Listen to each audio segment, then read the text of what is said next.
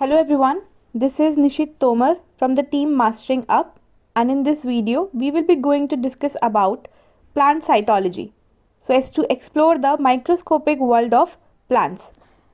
So coming to the course, in this course the course objective is to provide an in-depth understanding of plant cell structure, its functions and the dynamic processes within, so as to equip the learners with a strong foundation in plant cytology to apply in academic research and the practical botanical studies. Now, coming to the course outcomes, so by the end of this course, the students will be able to comprehend the fundamental principles of plant cytology, and this course will help them to identify and describe the structures and functions of plant cells and their organelles. Also, this course will help them to analyze the processes of cell division, cell communication, and plant tissue differentiation. This course at the end help the students to use cytological techniques for studying plant cells and also to apply cytological concepts to solve problems in plant biology and biotechnology. Now, coming to the course modules which this course has to provide, so the plant cytology encompasses various topics that are systematically organized into the course modules to ensure effective learning. And in this course, there are 8 course modules. Now, coming to the module number 1, which is about Introduction to Plant Cytology.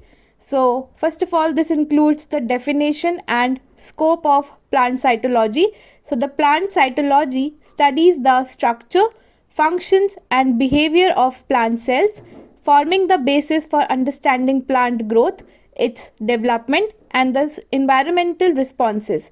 And coming to the scope of plant cytology, so the scope extends to applications in genetics, biotechnology, plant breeding, and the crop improvement. Coming to the historical background of plant cytology, so it began in 1665 with Robert Hooke's discovery of cells, and after that Schleiden and Skiven in 19th century shows cell theory which stabilized cells as the life's basics units. Advances in microscopy and genetics in 20th century shaped modern molecular cytology. Now, coming to the importance of plant cytology in botany. So, plant cytology is crucial in botany as it helps to understand plant cell growth, its structure and development. It forms the foundation for plant genetics, its breeding, and biotechnology. Additionally, it aids in studying plant responses to environmental stresses and evolutionary relationships. So, this is about module number 1. Now, coming to the module number 2, which is about plant cell structure. So, first of all, it provides an overview of plant cell versus animal cells. So, the plant cells have a rigid cell wall, chloroplast for photosynthesis, and large central vacuole, while the animal cells lack a cell wall and chloroplast, while both have a nucleus, mitochondria, and other organelles. Plant cells are typically larger and have a more fixed shape compared to the flexible, irregular shape of animal cells. Now, coming to the cell wall structure and its composition in case of a plant cell. So, the plant cell wall is made of cellulose, hemicellulose, and pectin, providing support and protection. It has 3 layers: the middle lamella, primary wall, and the secondary wall, with lignin in the secondary wall for added strength. Coming to the plant plasma membrane and its cytoplasmic matrix. So, plant plasma membrane is a lipid bilayer that controls substance movement and contains protein for communication and transport.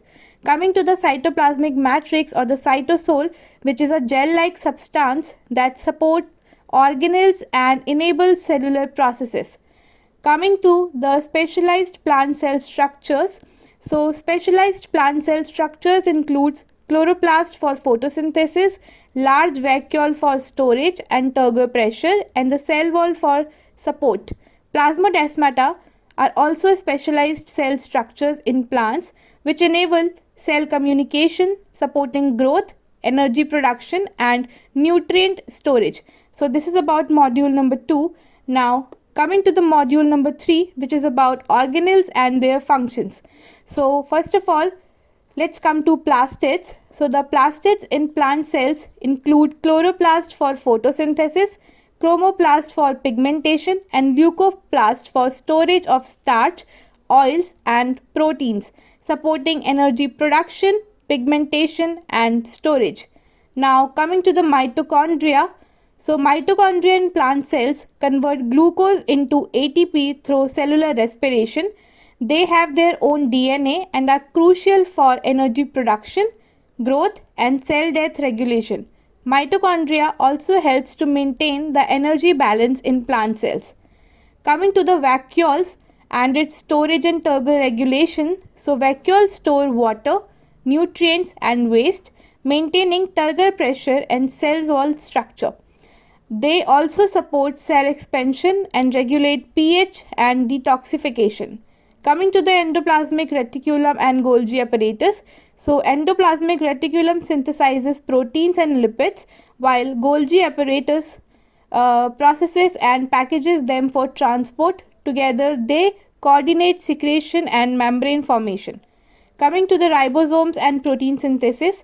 So ribosomes in plant cells synthesizes protein by translating mRNA into amino acid sequences, either attached to the rough endoplasmic reticulum or floating in the cytoplasm, crucial for cell function and its growth. Now coming to the nucleus and the genetic control in case of a plant cell. So nucleus in plant cells contain DNA that controls functions, heredity, and gene expression, regulating cell division, its growth, and the genetic stability. This is about module number 3. Now coming to the module number 4, which is about the cellular processes in a plant cells. So photosynthesis at a cellular level. In this, the photosynthesis in plant cells occurs in chloroplast, where light energy is converted into glucose and oxygen, providing energy for growth and sustaining life. Coming to the respiration in plant cells. So respiration in plant cells occur in mitochondria, breaking down glucose into ATP, consuming oxygen and releasing carbon dioxide, which is vital for growth and cell function. Now coming to the osmosis and diffusion in plants. So osmosis in plants moves water across membranes to maintain turgor pressure, while diffusion allows passive movement of molecules for nutrient uptake and gas exchange. Both are vital for water balance and plant functions. Now coming to the secondary metabolite production in a plant cell. So secondary metabolites in plants like alkaloids, terpenoids, and flavonoids aid in defense, reproduction, and adaptation, with important pharmaceutical, ecological, and agricultural roles. So this is about module number 4. Now coming to the module number 5, which is about cell division in plants. So this includes mitosis, and its phases and regulation are important. So mitosis in plants include prophase, metaphase, anaphase, and telophase, leading to two identical daughter cells, while the chromosomes condense, align, and separate, with regulation by checkpoints and cyclin for accurate division. Coming to the formation of gametes via meiosis in plants. So meiosis in plants consists of two division, producing four genetically diverse gametes, with homologous chromosomes separated in the first division and chromatids in the second. It is essential for sexual reproduction and genetic variation. Now coming to the cytokinesis in plant cell. So cytokinesis in plant cells divides cytoplasm into two daughter cells through the formation of a cell plate, which develops into a new cell wall, ensuring distinct cellular components of each cell. This is about module number 5. Now coming to the module number 6, which is about advanced topics in plant cytology. This includes chromosomal behavior in plants. So chromosomal behavior in plants includes chromosome segregation and recombination during meiosis for genetic diversity, and identical chromosomal replication in mitosis for genetic stability. Coming to cellular communication and signal transduction. So cellular communication in plants uses receptor proteins to transmit signals, with signal transduction pathways triggering responses like growth and stress adaptation, coordinating development and environmental interactions. Coming to the role of cytology in plant biotechnology. So, cytology aids plant biotechnology by enhancing understanding of cell structure and genetics, enabling tissue culture, genetic modification, and chromosomal manipulation for crop improvement and disease resistance. So, this is about module number 6. Now, coming to the module number 7, which is about techniques in plant cytology. This includes types and application of microscopy in cytology. So, microscopy in plant cytology includes light microscopy for cell observation, electron microscopy for ultrastructure, fluorescence microscopy for specific molecules, and confocal microscopy for high resolution 3D images, which is crucial for understanding plant cell function and development. Coming to the staining techniques for plant cells. So, staining techniques like iodine, safranin, and DAPI enhance cell visibility, highlighting starch, cell walls, and DNA for studying plant cell structure, tissue organization, and genetics. Now, coming to the cytological preparation and observation in a plant cell. So, cytological preparations in plants includes tissue collection, fixation, embedding, sectioning, and staining to observe cell structures under a microscope, which is crucial for studying plant morphology, division, and genetics. Now, coming to the recent advances in plant cytology. So, the recent advances in plant cytology include super resolution microscopy for detailed cellular imaging, CRISPR technology for precise genetic modification, and advancements in cytogenetics for better understanding chromosomal behavior and plant evolution. So, this is about module number 7.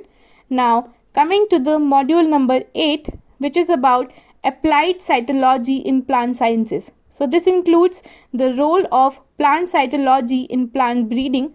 So, plant cytology aids plant breeding by analyzing chromosomes to enhance genetic diversity, identifying desirable traits, and support hybridization, chromosomal manipulation, and the development of new varieties. Coming to the cytogenetics in crop improvements. So, cytogenetics in crop improvement uses chromosome manipulation, hybridization, and genetic mapping to enhance traits, develop disease resistant, high yielding varieties, and improve crop quality and adaptability. Now, coming to the application of plant cytology in conservation biology. So, plant cytology supports conservation biology by analyzing genetic diversity and chromosomal structure of endangered species, aiding in adaptation, preservation, and ecosystem restoration through techniques like tissue culture and cryopreservation. So, this is about module number 8. So, in conclusion, we can say that this course provides a knowledge about plant cytology, that it is crucial for understanding the fundamental cellular mechanisms that drive plant growth, its development, and responses to environmental changes. This plant cytology course provides a deep understanding about plant cytology, that it plays a significant role in advancing agricultural practices, biotechnology, and environmental management by providing insights into plant health, productivity, and adaptation strategies. So, this is all about this particular course. Thank you for your time and attention, and thank you for watching.